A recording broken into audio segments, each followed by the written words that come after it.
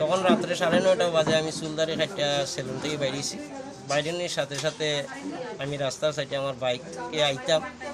Hour সময় তাই এই দিক থেকে আর শঙ্কর হইয়া ছেলেটা মানে খুব স্পিডে আইছে, আইয়াই বাইকটা খারাপ করছে সামনে।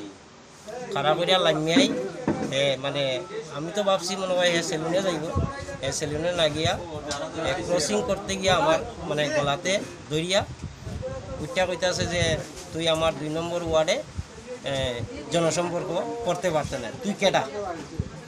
তখন আমি ওইটা কইছি আমি তো 2 নম্বর ওয়ার্ডে জনসম্পর্ক করতে যাই নাই, এটা তো তুই মিথ্যা কথা আমার কইতেছ যে না তুই কে। তো এই ধরনের কথা কইতে কইতে কইতে কইতে তার হাতে চাকু আছিল, চাকু দিয়া আমার 2-3 বার গলার মধ্যে করছে, করার পরে আমার মাটিতে ফালাইছে।